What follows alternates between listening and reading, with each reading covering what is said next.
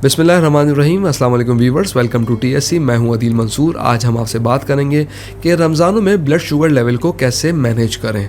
लेकिन अगर आपने हमारे चैनल को सब्सक्राइब नहीं किया तो सब्सक्राइब कर लीजिए और बेल आइकन को भी प्रेस कर दीजिए।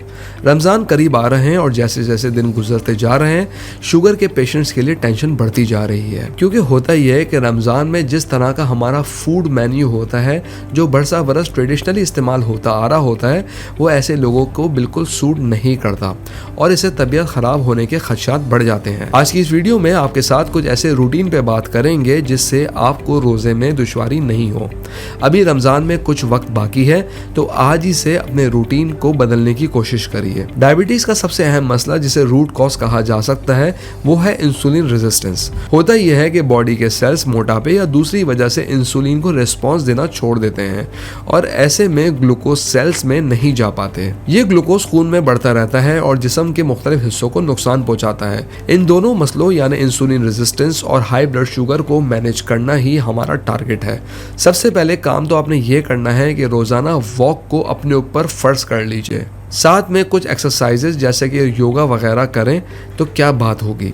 एक्सरसाइज से बॉडी का मेटाबॉलिज्म तेज होता है और वो जिस्म में चर्बी को पिघलने में मदद देती है। दूसरा स्टेप जो शुरू में थोड़ा मुश्किल हो सकता है वो है खाने के वक्फे को बढ़ाना।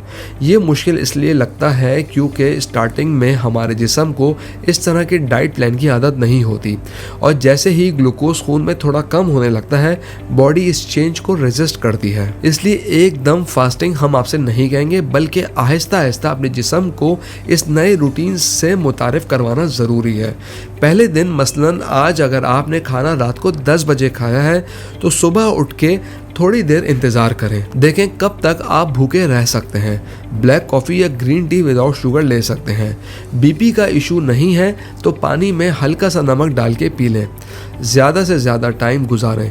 दिन के 11 या 12 बजे तक हल्का नाश्ता कर लीजिए। इसमें अंडे बेहतरीन एनर्जी सोर्स हैं। 2 अंडे आप बॉयल करके खा सकते हैं। एक इम्पॉर्टेंट बात यह है कि रोटी और चावल को कोशिश करके बहुत कम कर देना है। वो है ना, खुमारे गंदुम से बचना है। छोटी सी चपाती खाएं, ऐसे ही चावल भी बहुत थोड़े ही खाएं। फ्रूट में आप एक छोटा सा सेब ले सकते हैं। अब आपने दूसरे दिन इस टाइम गैप को मजीद बढ़ाना है और बढ़ाते बढ़ाते 4 घंटे का इजाफा कर देना है। बिलफर्ज अगर आपने रात का खाना 10 बजे खाया है तो अगले दिन आपने दोपहर 2 बजे तक हल्का नाश्ता करना है। यानी अगर आप सुबह जल्दी भी उठ गए 8 बजे या 9 बजे तो आपने अपना मज़ीद ब्रेकफास्ट का वेट करना है, तो आपने 2 बजे खाना खाना है। तो इस तरह 4 घंटे का मज़ीद इजाफा हो गया, तो रात 10 बजे से लेके अगले दिन 2 बजे तक ये पूरे 16 घंटे हो गए। अभी रमज़ान में कुछ वक्त बाकी है, आज ही इस शेड्यूल को फॉलो करें। इंशाल्लाह रोज़े मज़ीद आसानी से गुजरेंगे। एक ख़ास बात का आपने ख्याल रखना है जिसमें आपने विटामिन सप्लीमेंट ज़रूर लेने हैं। विटामिन डी की डेली रिक्वायरमेंट 500 IU है। आप एक टैबलेट विटामिन D3 ज़रूर ले लें। मैग्नीशियम सप्लीमेंट भी आप ले सकते हैं, ये 500 mg का वंस अ डे ले लें। विटामिन B12 500 mcg, ये भी अच्छा रहता है। और फिश ऑयल 1000 mg भी अपने इस रूटीन में रख सकते हैं। आप इनमें से कोई भी 1 या 2 सप्लीमेंट्स इस्तेमाल कर सकते हैं। व्यूअर्स, हम उम्मीद करते हैं आज की वीडियो आपको पसंद आई होगी। कमेंट बॉक्स में राय ज़रूर आगाह कीजिएगा। अगली वीडियो तक के लिए अल्लाह हाफिज़।